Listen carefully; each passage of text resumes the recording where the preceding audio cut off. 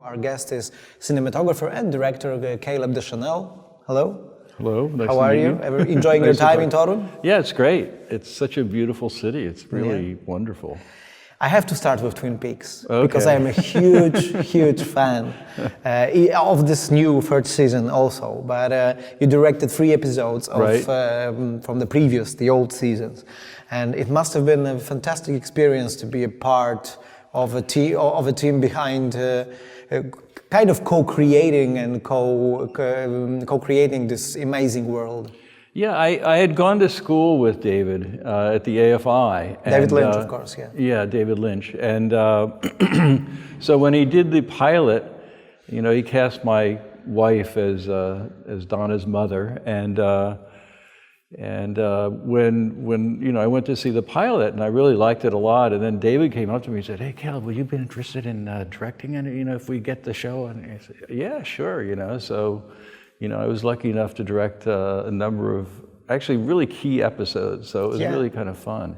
Yeah. And the great thing about it was that because David and Mark Frost hadn't done really any television before, they had a whole different attitude. I mean, mostly in television, if you know, the writers are also the producers for the most part, and so if you want to change something, they get really, you know, antsy about that, and they don't want you to change anything.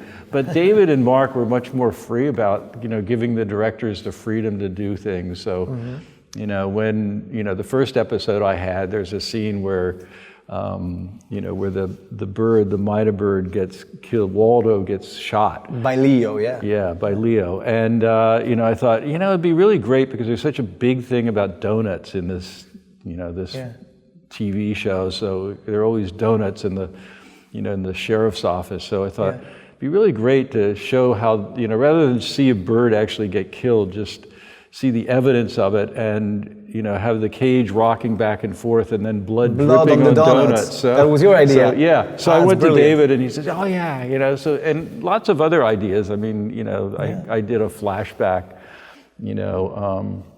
With Ben and Jerry, you know, when they are in prison and they talk about, you know, Louise Dombrowski, who was their babysitter when they were 10 years old. And she did a dance for them. This is the scene, you know, I went to Mark and David, I said, you know, it'd be really great to do a flashback here because it doesn't really seem to pay off. And they go, "Oh yeah, that's great." So, you know, it was just a really wonderfully creative atmosphere around that show. Unfortunately, it only ran 2 years because I think, you know, it could have run longer because it was one of those shows which I don't think can ever happen again. But, you know, if you would go to lunch the day after, you know, the show was on television, everybody around you would be talking about it. Yeah, that is true. And I don't think with the massive amounts of, you know, media around people now that you know, that exists.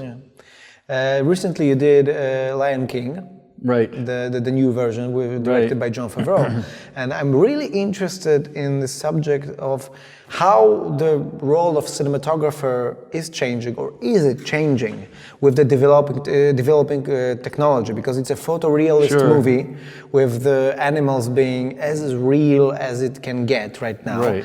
But it's done, of course, very digitally. And how do you think that this is changing your job as a cinematographer in a way, that you have to find some different approach?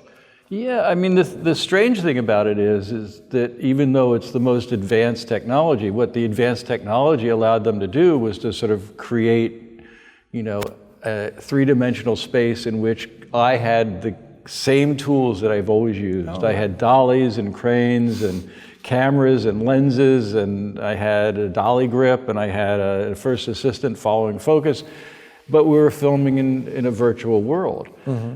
So if you just sort of imagine taking the virtual away from that, that's the way it was filmed, so that every shot in that movie has the feeling of a person operating the camera and a dolly grip moving with the animals in a way that a real human being would. And when the assistant follows focus, you know, it feels the way it does, which, you know, there's a real art to all of those things that is peculiar to the way a human being, you know, works. And so there were times when you would be following a lion and you'd miss the shot and they'd go out of frame, and then you catch up with it and everything. And we would oftentimes go back because we could repeat it any number of times we wanted to, and you could perfect it, but the perfection was never the goal, because the reality was you wanted it to feel, you know, the way it would feel if you were actually doing it live. Yeah. So, I mean, what would really happen is that, you know, Jon Favreau was work with the animators for what the animals would do. I mean, if they were just walking along and talking, or if they were, you know, running and jumping up on a rock or whatever. And then we would go into the space and we would see the action, and then based on the action, we would then decide where to put the camera, how to move the camera. You know, the one advantage over what would happen in reality is that I could pick any one of 350 skies to get the right atmosphere, or the right cloud formations and everything else, and then I could move the sun at will. So if I shot it like this and I wanted the sun behind you, I could move around. And it's really difficult to do in reality. It is difficult to do in reality, but you know, it was really interesting, because you'd think that when you're in virtual world and you're doing a scene that takes place over a short period of time, you would just leave the sun where it is. But every time you changed an angle, I would move the sun. I mean, just the way you plan out your day when you shoot a live action movie, you plan that in the morning you're going to shoot the things in this direction, and then at noon you're going to shoot this direction, and then in the afternoon you shoot this direction, so the things tie together perfectly. And it's exactly what we did. We never left the sun in the same place. We always moved the sun, just the way you know, accepting the fact that reality, you know, is important to making the movie. That is a great job description. What did you do today? Well, I moved the sun.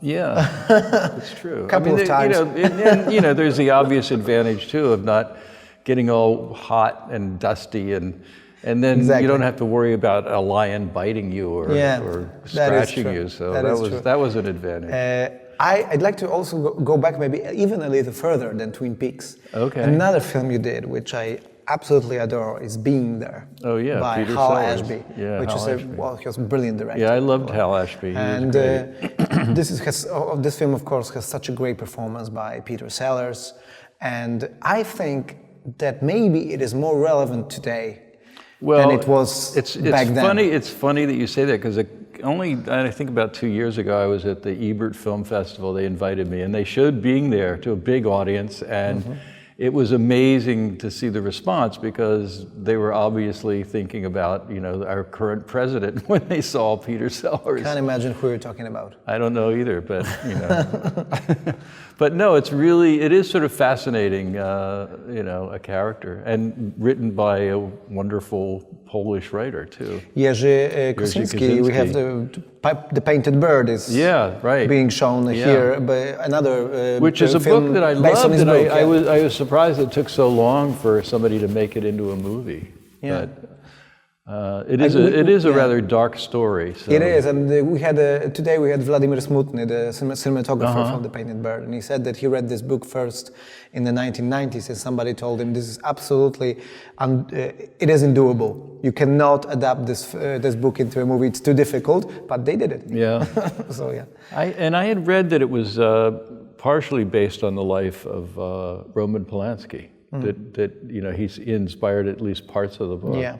Yeah. So yeah, Being There is one of my favorite movies, and thank you for talking to us about this film and the other work you've done. Yeah, I mean, Hal Ashby was, you know, it was the first Hollywood movie that I did, because I'd done The Black Stallion outside of the United States, and then I did the sequel to American Graffiti in San Francisco. So the first real Hollywood movie with a real Hollywood crew was Being There, and it was fun every day of the movie. It was just, you know, Peter was always, there's a scene that is, there are excerpts of it at the end of some of the versions of it, which we never got because we would just start laughing.